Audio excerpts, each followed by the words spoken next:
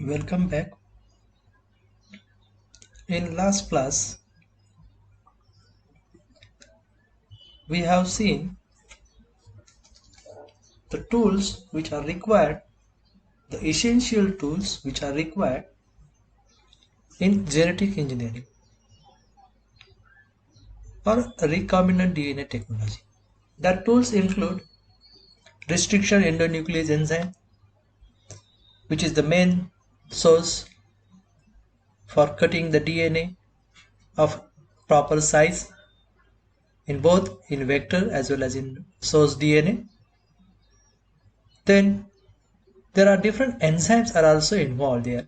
DNA ligase enzyme, which participates in rejoining the vector fragments with the source DNA fragment. Alkaline phosphatase enzyme, which is a DNA modifying enzymes are there. S1 nuclease enzyme is there. So these are some of the essential tools which are needed in recombinant DNA technology. But along with these, other tools which are required, that includes the vectors. And these vectors, they are the source which carries our DNA, interested DNA fragment to the host. So these vectors, they play a very important role in order to transfer our interested DNA fragment into a particular host and to analyze that DNA fragment's product or their gene expression products. So these vectors, they are of different types which are used in recombinant DNA technology. These includes plasmids, bacteriophages, and cosmids. So these are the three vectors which are most commonly used in recombinant DNA technology. Now one by one we will say this. The first vector that we are going to study, it is the plasmids. As you have studied these plasmids earlier in the ultrastructure of the bacterial cell. So you know that these plasmids, they are nothing but the extra chromosomal self-replicating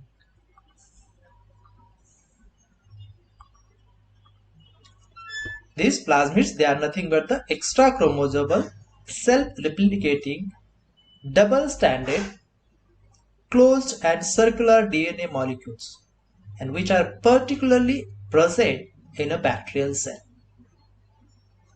Okay, so these plasmids, they are nothing but the extra chromosomal material which has capacity to self-replicate, and these plasmids, they are double-stranded closed circular DNA molecules, and these plasmids contain the information, additional information, along with the information which is needed for its own replication. And what is the additional information that plasmids carry? These plasmids, they carry the information needed for the bacteria to have antibiotic resistance, heavy metal resistance. It also carries the capacity of nitrogen fixation, pollutant degradation, basiotracin and toxin production, colicin factors and phages.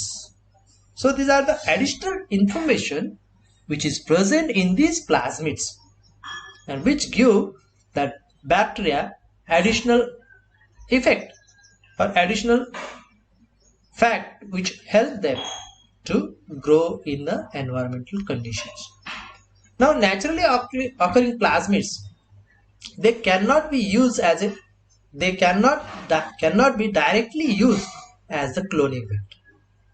But these naturally occurring plasmids, they can be modified by in vitro techniques.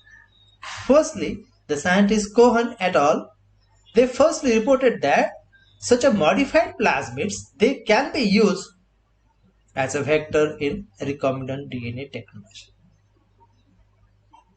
Now the size of these plasmids, they can vary from 1 kilobase to the 200 kilobase.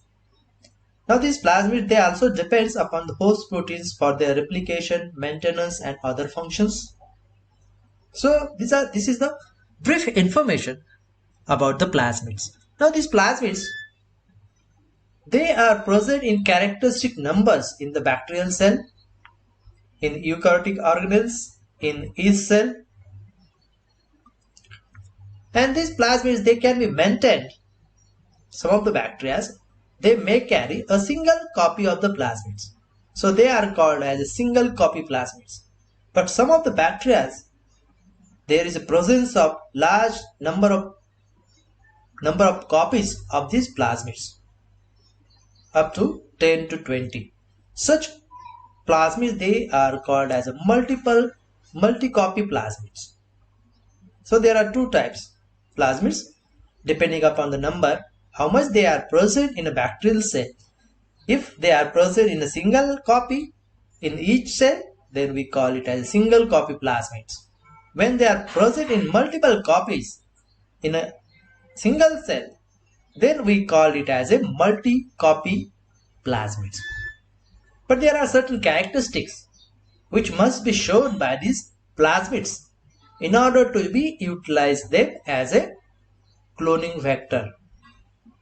So naturally occurring plasmids, they cannot be directly used as a cloning vector in recombinant DNA technology, but we have to modify them in such a way they can show these properties.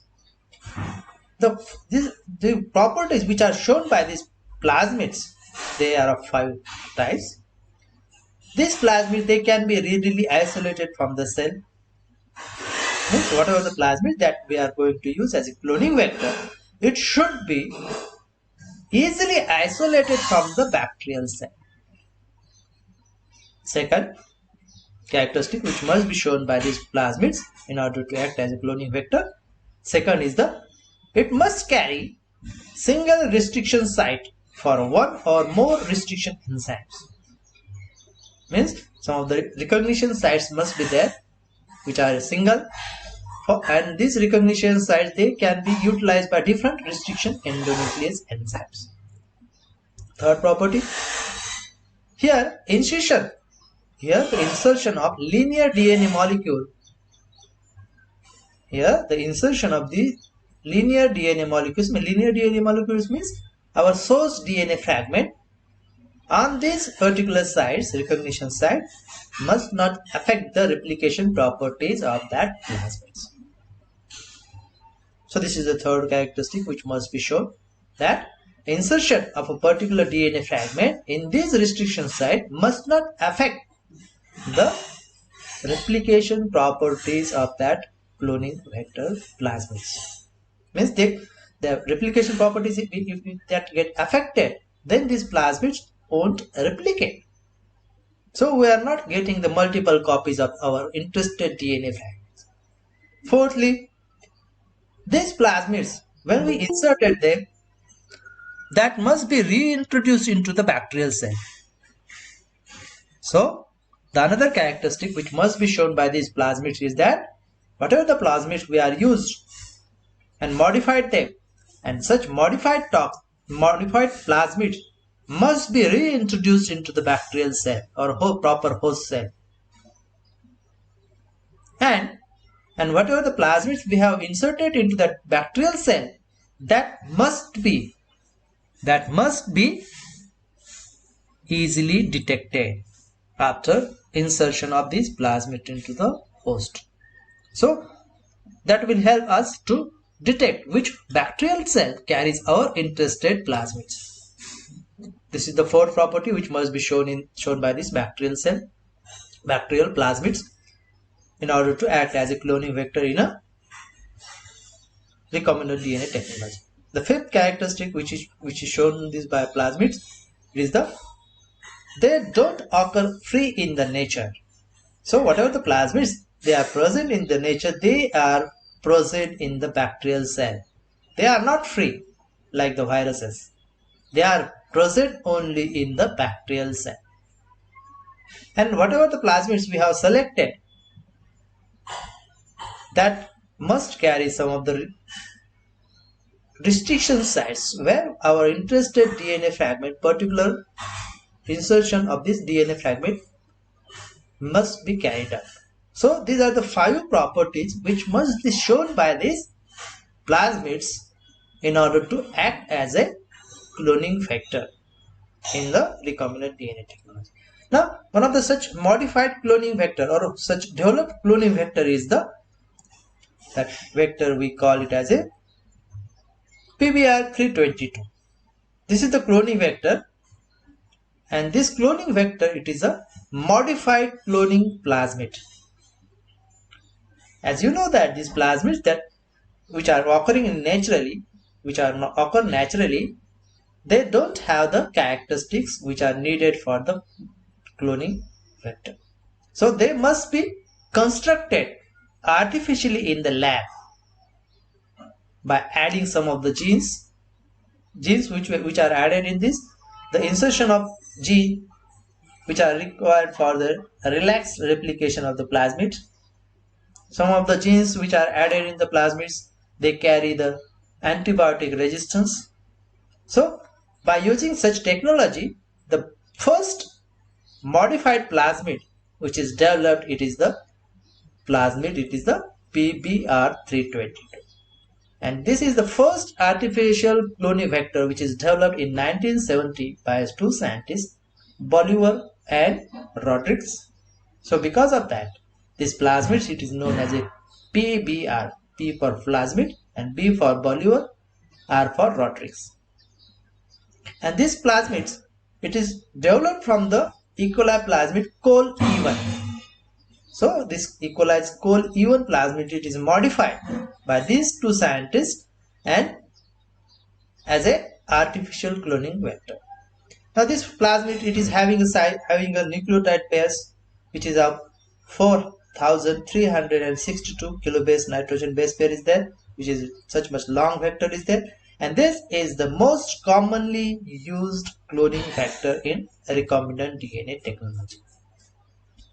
Now in this cloning vector, when we added particular DNA fragment in this PBR22, and then we have transformed this into E. coli cell, the copy number of this plasmid remains in between 15 to 20 molecules per cell. So it is a multi-copy plasmids. In E. coli, where this plasmid is transformed, the number of this plasmid, it remains in between 15 to 20 copies per molecule. But its number may be amplified or may be increased when we incubate this transformed E. coli cell in a medium containing the antibiotic chloramphenicol. When we grow this E. coli where we have transformed our PBR322 plasmids, then the number of these plasmids in this E. coli cell, they get enhanced due to the presence of this antibiotic chloramphenicol. Then these plasmids, they carry certain characteristics with them. You can see this is the PBR322 plasmid which carries this is the gene which is confirm the resistance against the tetracycline antibiotics. So this much is the tetracycline resistance gene. This much is the ampicillin resistance gene, and this is the origin which is required for the replication of these plasmids. It also contains some of the other sites, BOM, ROP. These are the other sites where, and these indicated, these are the restriction endonuclease site which are possessed by this PBR322 plasmid. So here in case of this PBR322 artificially developed cloning vector, there are various restriction endonuclease sites are there, where these restriction endonuclease sites enzymes can make the cuts according to the recognition site.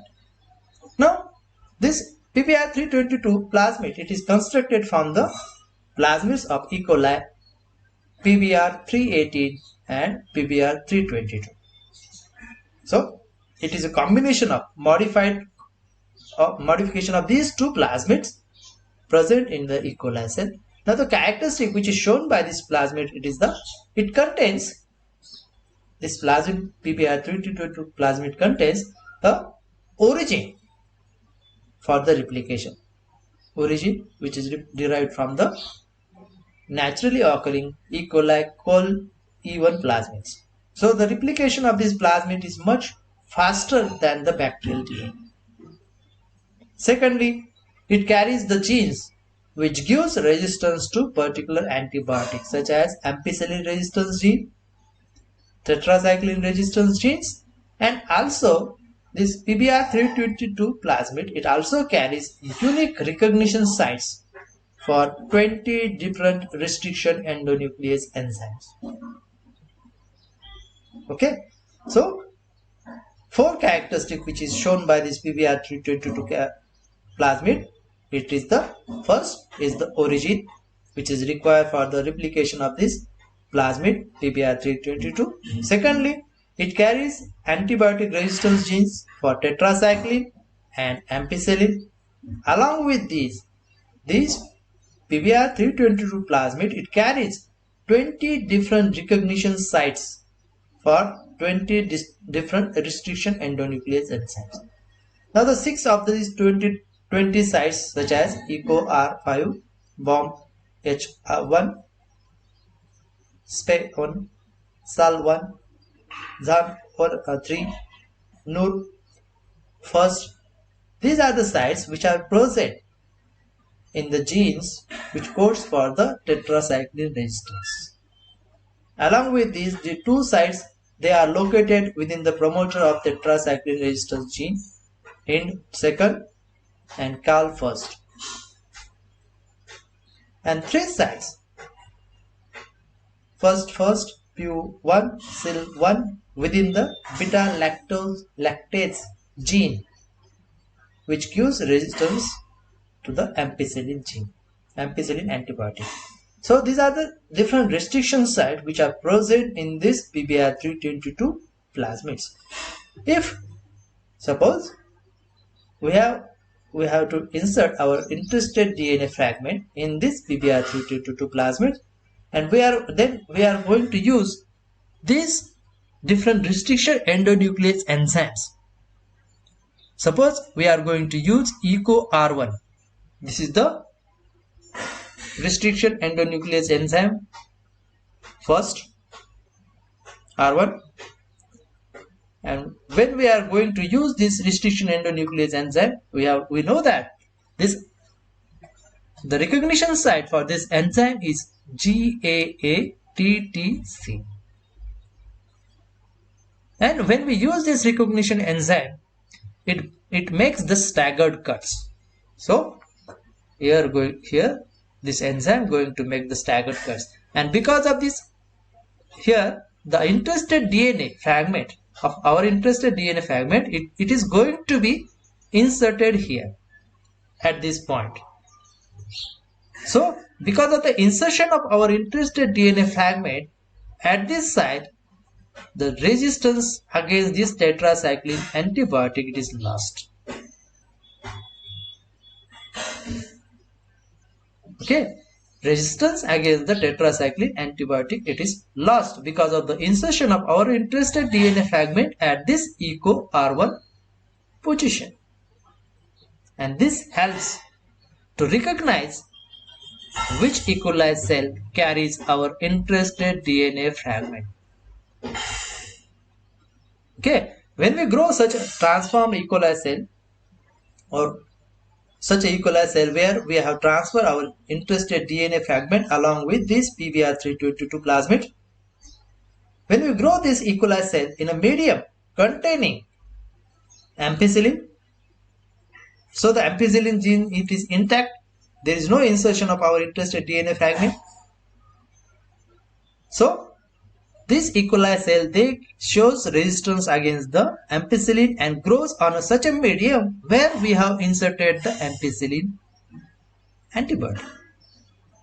Similarly, we are going to grow these E. coli cells on a medium where we are inserted or when we are added the tetracycline antibody. Then we are going to compare which colonies this is going to produce by using master plate technique. By using velvet cloth, we are going to make the replica of this, and in such a way we can screen which E. coli colony carries our interested DNA fragment. Those colonies which are present on ampicillin but absent on tetracycline, it shows that these are our interested colonies. But sometimes it may happen that our interested DNA fragment may not be inserted in this position. So on these two plates we are going to see the same colonies. Means our interested DNA fragment, it is not inserted there. But in some of the colonies where there is a loss of this tetracycline resistance gene, such colonies, they are unable to grow on tetracycline containing medium, and they can grow on the medium where ampicillin is there. So in such a way we can identify which colonies contains our interested DNA fragment by using this antibiotic resistance gene. Then second cloning vector. Up to now we have seen the plasmid as a cloning vector, and in that particular we have seen the plasmid PBR322, which is one of the artificially modified cloning vector developed by using plasmids present in the E. coli cell. Then the second cloning vector which is used, it is the bacteriophages. And you know that these bacteriophages, they are the viruses that infect the bacterial cell, and during this process of infection they inject the genetic material inside the bacterial cell, and this genetic material then starts controlling the whole process in the bacterial cell and starts reproducing its own product, such as head, tail, then different proteins, different enzymes needed for the functioning of for the synthesis of the its own products: head, tail, capsid, DNA replication, and finally packaging. All the virus particles, they get packaged and to form the bacteriophage. And lastly, because of the growing of this bacteriophage inside the bacterial cell, this bacterial cell, they get burst because of the presence of large number of bacteriophages inside the cell. So this is the whole process where firstly the bacteriophage infect the bacterial cell by injecting the tail fibers and tail pins, and then injects its own genetic material. It may be DNA or RNA. It may be DNA or RNA. Then the DNA genetic material of inserted bacteriophage take the control of whole the system of the bacterial cell and starts producing its own products: capsid, tail fibers, tail, then DNA or genetic replication of the genetic material, and then all these particles, they get packed, and finally this bacterial cell get burst due to the presence of tremendous amount of this bacteriophage inside the bacterial cell. And this cycle of growth of this bacteriophage, it is known as lytic cycle. And these released bacteriophages, they can now able to reinfect the other live bacterial cells. And this ability of this bacteriophage to insect while infecting the bacteria, that the ability that this bacteriophage comes on the cell wall of the bacterial cell, then this bacteriophage going to insert the DNA or genetic material of itself. This ability developed interest in the scientist to use this bacteriophage as the cloning vector. Which ability? The ability of the bacteriophage to insert its own DNA or its own genetic material into the bacterial cell. This developed interest in the scientists to use these bacteriophages as the cloning vector. So by using this ability, two bacteriophages, they have been developed, they have been modified. That is bacteriophage lambda and bacteriophage M13. These are the two bacteriophages which are modified,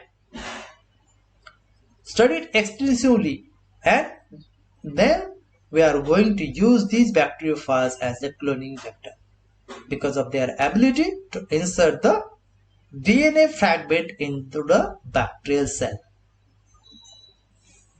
In plasmid they are not going to insert itself into the bacterial cell, but we have to transform plasmids into the bacterial cell. But in case of the bacteriophages, we are not needing such procedure to transform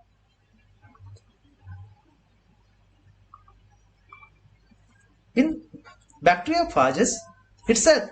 This bacteriophage itself can transfer the DNA into the bacterial cell. No, by using a process, that process we call it as a transduction, which we have already studied in 5th semester. So by using this transduction process, bacteriophages insert its own DNA into the bacterial cell. This ability, it is utilized by the scientist to develop this bacteriophage as a cloning vector.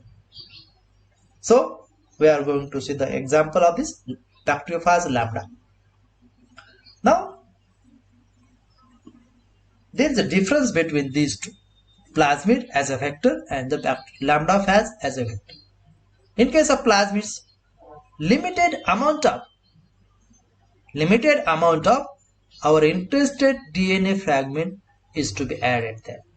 But in case of bacteriophage as a vector, the amount of the DNA fragments which can be added there is of large size.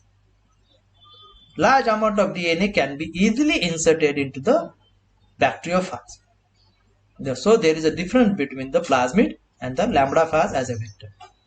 Here plasmid carries only small fragments of the DNA, while this lambda bacteriophage, it is capable of carrying large amount of DNA fragments in its cap sheet or whole the bacteriophage cell.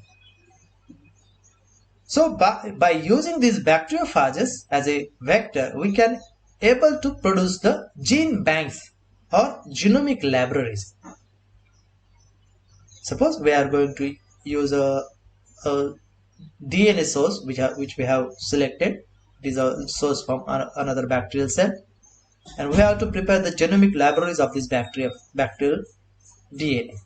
Then we are going to use a restriction endonuclease enzyme which makes the cut of this source DNA into the smaller fragments, and whole of these fragments they are packed in various bacteriophages. Where bacteriophages we are going to use as a cloning vector. In such cases, now whole of the bacterial DNA, it is transferred into the bacteriophage capsids. So it becomes the genomic libraries. Whole the genome of that bacterial cell, it is transferred into the phage. So whole the genes are there. Because of that, we call it as a genomic libraries or gene banks. And these lambda phage vectors, they are another alternatives to the plasmid vectors or the cosmid vectors. Now, you know the characteristic of this lambda phage bacteriophage. Sorry. Now, this lambda phage bacteriophage contains a proteinaceous head, a long tail and long tails which are attached to the heads.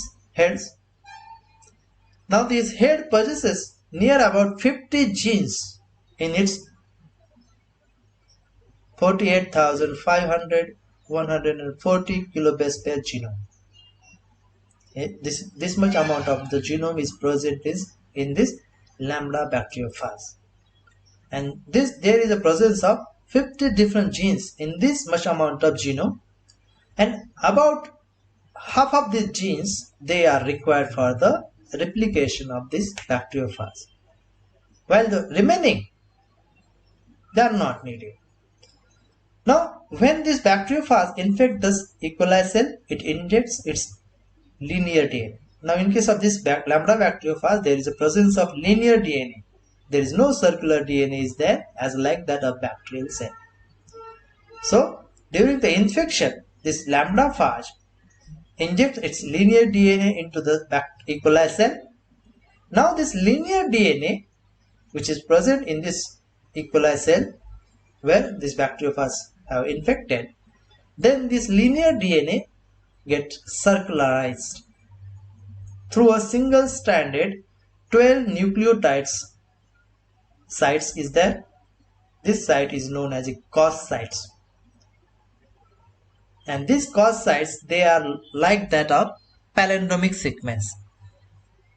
Now, lambda bacteriophage, it carries genome which is having size of 48,540, and it carries near about 50 different genes, and about the half of these genes they are essential for the replication process, while the remaining they are not essential for the bacteriophage.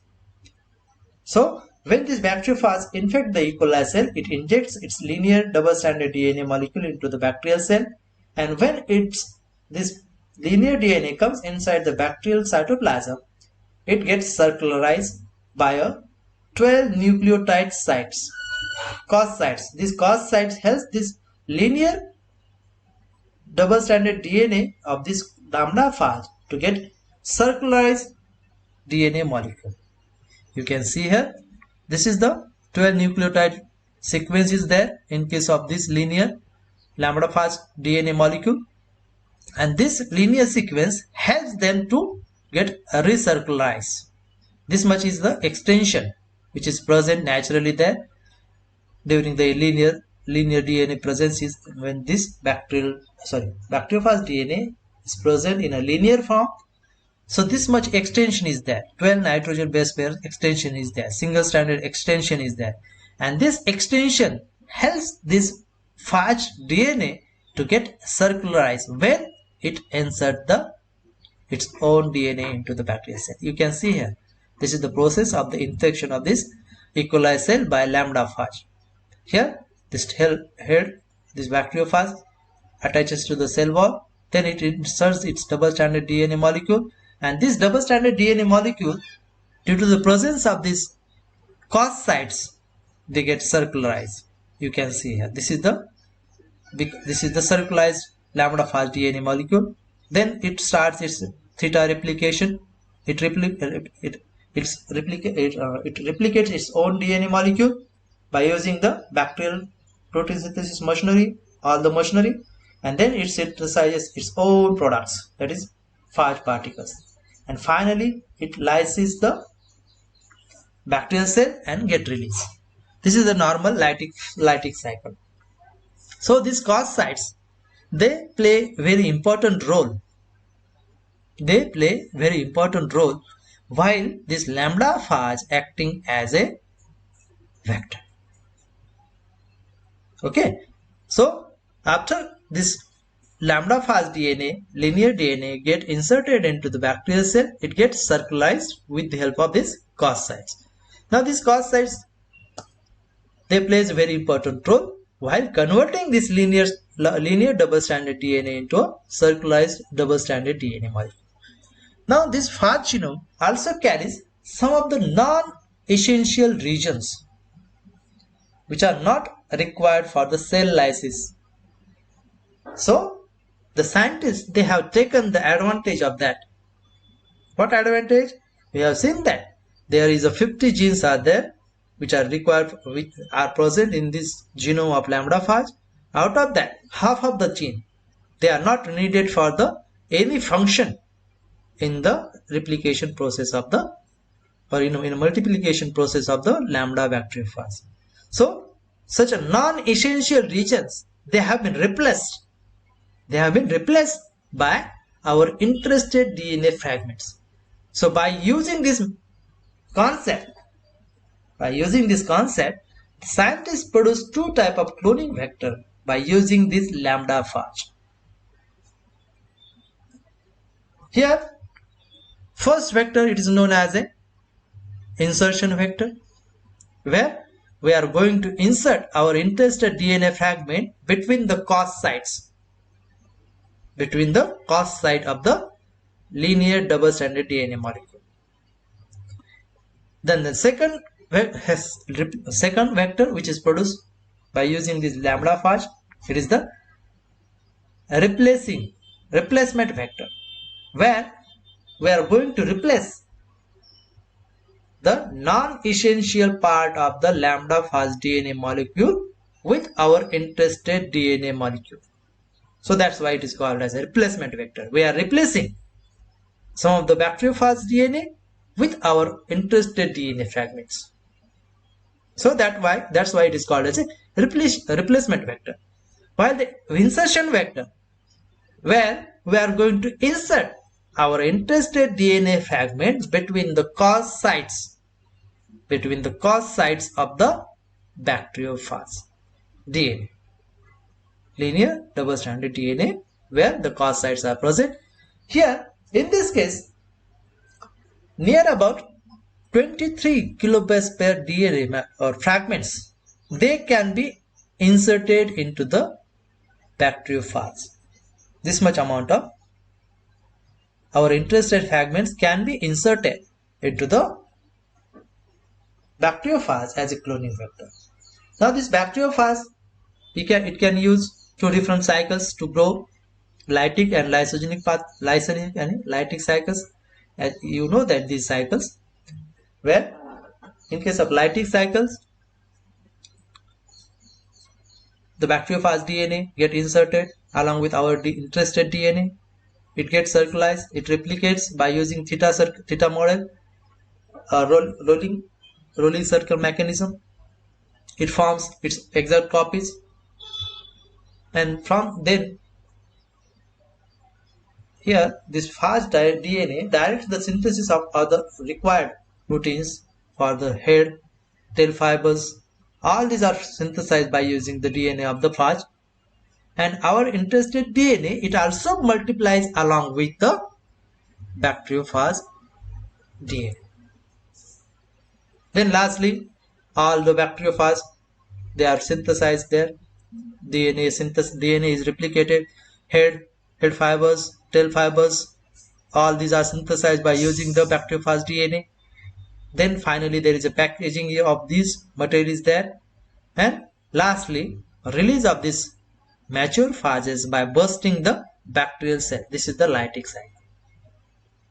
But this bacteriophage also shows a lysogenic cycle, where in case of lysogenic cycle, this phage linear DNA, it is directly get inserted into the bacterial chromosome, and whenever this bacterial chromosome multiplies, replicates in order to form the new bacterial cells, along with this bacterial chromosome, the phage DNA and our interested DNA fragment also replicates there. Now there are two genes are there which plays very important role in order to convert this bacteria into a lysogenic cycle. This type of cycle is a lysogenic cycle, where C1 gene from the bacteriophage, it is expressed there, and this gene represses the lytic cycle of this bacteriophage. Similarly, another gene is there, CRO gene from the E. coli. These two genes help this bacteriophage to get converted from lytic cycle to the lysogenic cycle. Now this phage genome, it also carries some Earth sites through which they can be easily inserted into the bacterial chromosome.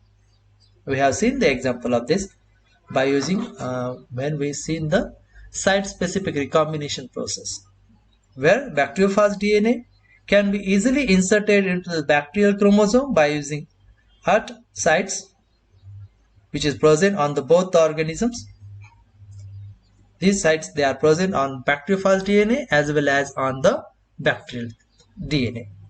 So because of that, bacteriophage DNA can be easily inserted and it can be easily removed from the bacterial cell. So these are the two cycles which is shown by this phage, lambda bacteriophage, and these two gene products, C1 gene and the CRO gene from this E. coli, they help this bacteriophage to show these two type of cycles, lytic cycles and lysogenic cycles. Now this phage, lambda phage, it contains 50 genes, where only about 50% of the genes they are necessary for the growth and plaque formation of this bacteriophage, and the non-essential DNA which is present there, it is replaced by donor DNA of our interest. Such a way we can recombine our interested DNA into the bacteriophage DNA. We can recombine them and form the recombinant bacteriophage. So because of these two, there are two types of vectors, bacteriophage vectors are there. But this bacteriophage, using of this bacteriophage as a cloning vector, it shows advantages over the plasmids as a cloning vector. First, the DNA can be easily packed in vitro into the phage particles, and such phage particles where we have inserted our interested DNA, they can be easily transduced into the E. coli cell with high efficiency. So this is the advantage over the plasmid. When we have to transfer the plasmid into the bacterial cell, we have to carry the transformation process, and the transformation efficiency, it is very, very low. So it is a high advantage of this lambda phage over the plasmid as a cloning vector. Secondly, the foreign DNA up to 25 kilobase length can be easily inserted into the phage vector. But in case of plasmids, the amount is very, very low. Small fragments can be inserted. But in case of bacteriophage, using as a cloning vector, large size fragments can be easily inserted into the phage, and that such phage can be easily transduced into the E. coli cell. Thirdly, screening and storage of the recombinant DNA, it is very, very easy. So these are the three characteristics which is advantageous over the plasmid as a vector. So by using these two methodologies, two type of vectors can be produced by using lambda bacteriophage. First is the insertion vector. We have seen this, that the insertion vectors, they have the unique cleavage sites into which relatively small piece of the foreign DNA can be easily inserted. And whatever the DNA fragments we have inserted into these insertion vectors, they are not affecting the replication or the multiplication process of the phage. Now the upper and lower limit of the size of DNA fragments which can be easily packed into the phage particles of insertion vector is in between 35 to 53 kilobase pairs. So such much amount of DNA fragments of our interest can be easily cloned into the E. coli cell by using this insertion vectors. The minimum size which is used by this vector, it is a 35, and the foreign DNA which is inserted, it is about 18 kilobase pair. You can see this is the figure which can shows that this much is the source DNA, foreign DNA, and same precision endonuclease is used to cut this foreign DNA as well as the vector DNA. Now these are the cos sites. This is the arm. These are the fragments of foreign DNA, and this is the bacteriophage DNA. Now here is the insertion. You can see in between these two points, there is an insertion of our interested DNA fragments. You can see here. This is the combination. And such a recombined bacteriophage is then transducted into the E. coli cell. Then there is a presence of clear type of plaques and turbid type of plaques. And clear type of plaques indicate the presence of our interested DNA fragment, while the turbid type of plaques shows that there is no insertion of our interested DNA fragment. So this is the insertion vector which is produced by using the lambda bacteriophage. Secondly, replacement vector. The replacement vectors, they have the cleavage sites which are present either side of the length of the non-essential DNA of the phage. So here in replacement vector, we are going to add our interested DNA in those part of the bacteriophage DNA which is not essential for the bacteriophage. Okay, so this is the difference. In case of insertion vector, we are not replacing, but in case of replacement vector, we are replacing our interested DNA with the non-essential DNA of the bacteriophage DNA. The maximum size of the inserted DNA fragments depends upon how much part of the phage DNA is non-essential.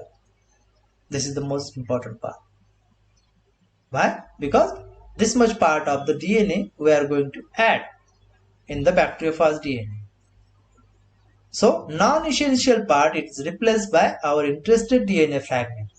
Now it is found that near about 25 to 30 kilobase per genome codes for essential product of the lytic cycle of the bacteriophage, and the remaining 20 to 25 genome it can be easily repressed with the foragen DNA fragments.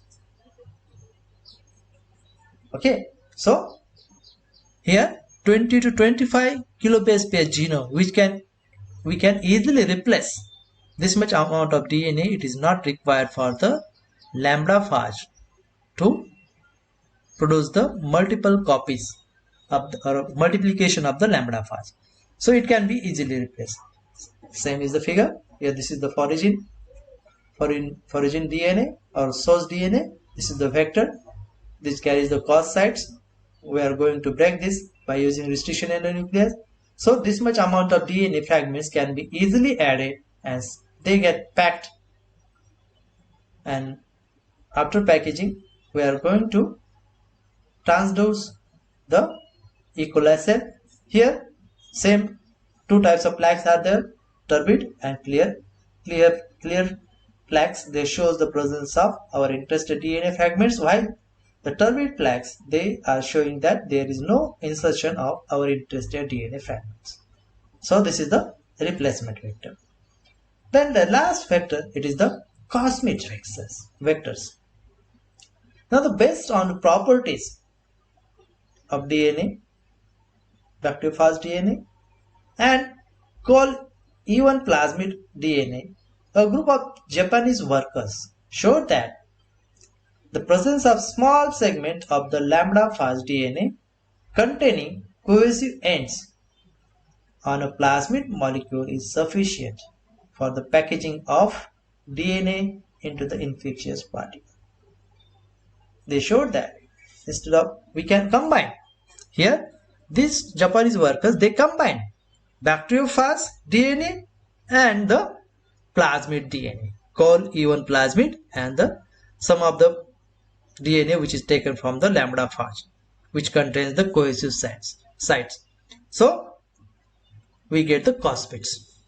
Cosmates, they are nothing but the hybrid vectors derived from plasmids which contains cos sites of the lambda phage DNA. And for the first time it was developed by the two scientists Collins and Hans. They developed this cosmate. Now this cosmate shows certain properties. What properties? As they are not containing the viral genes. All the viral genes, So there is no development of the virus particles. Ultimately, the host cell, it is not lies there. Because in this case, in cosmid, only the cos sites and some amount of the phage DNA is taken, not whole the DNA of the phage is taken. So that's why while using the cosmid, there is no lysis of the host cell, neither there is a production of viral particles or the lysis of the host cell. Now, other special features which are shown by these cosmids over the plasmids. First, it carries the origin for the replication. In case of plasmids, there is also presence of origin for the replication. Secondly, it carries the marker genes coding for antibiotic resistance. Thirdly, it carries the special cleavage sites for the insertion of foreign DNA. And lastly, the size of cosmid is very small as compared to that of plasmid vector, plasmid PBR322. So this cosmid then shows advantage over the lambda phage vector as well as plasmid vectors, because it is a combination of these two. Lambda phage DNA containing the cos sites attached to the plasmid vector, it becomes the cosmids. So these are the features which are shown by these cosmids over lambda phage vector as well as plasmid vectors.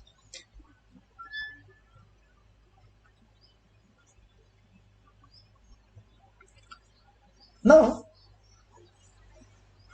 in case of this also shows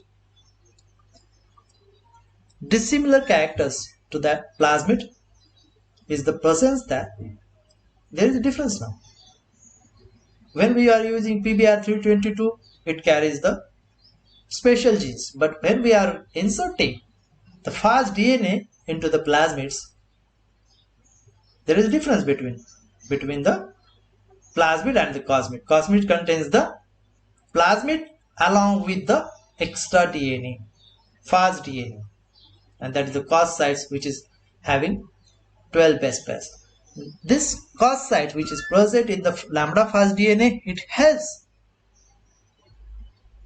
these cosmids to get circularized easily. Now the cos sites which is having length about 5 kilobase pair, and the upper limit of the foraging DNA that can be inserted into the cosmids and packed into the phage particle is about 45 kilobase pairs, and it is much larger than the phage vector and the lambda phage vector, lambda phage vector and plasmid vector. So higher amount of DNA can be easily inserted into the cosmid, and the higher amount it is the 45 kilobase pair. This much amount of our interested DNA fragment can be easily inserted into the cosmids. Now, according to the size of the cos sites and the upper limit in the head of the phage, the recombinant DNA molecule can be packed into the bacteriophage in vitro packaging system, which contains the packaging enzymes, hairs, and tail fibers. Now, upon trans-infection of the E. coli by bacteriophage, recombinant DNA circulates through cos sites, then replicates as a plasmid and expresses the drug resistance markers. So, when we are using these cosmids, two characters, they help these cosmids to infect the E. coli. Here, due to the presence of these cos sites and some of the lambda phage DNA molecule, it behaves like the bacteriophage. It infects the E. coli, and due to the presence of this cos sites, the linear fragment gets circularized. Then it replicates as a plasmid. Here, this cosmid, it is a combination of lambda phage DNA containing cos sites and plasmid, which plasmid contains the markers for antibiotic resistance, origin for its replication.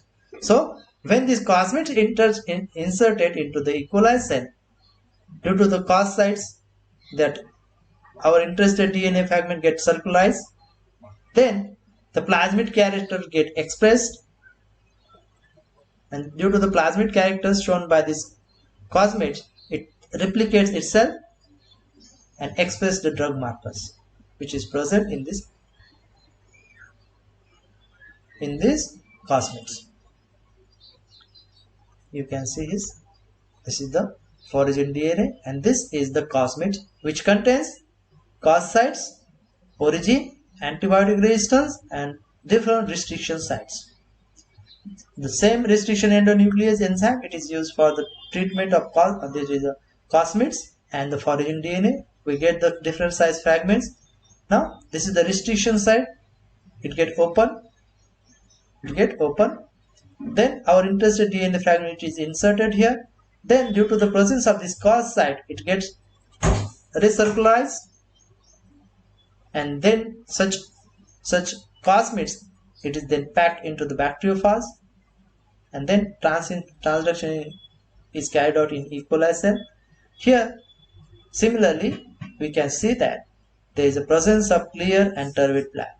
Clear turbid plaques indicates the presence of our interested DNA fragment in the E. coli cell, that is lysis phages. So these phage particles contains our interested DNA fragment, while this turbid plaques, it doesn't carry our interested DNA fragments, while clear plaques, it carries our interested DNA fragment. So plasmids, bacteriophage, lambda bacteriophage, and the cosmids, these are the three cloning vectors. Out of these three cloning vectors, the cosmids, they are carrying the higher hand, because in cosmids large amount of our interested DNA fragment can be inserted.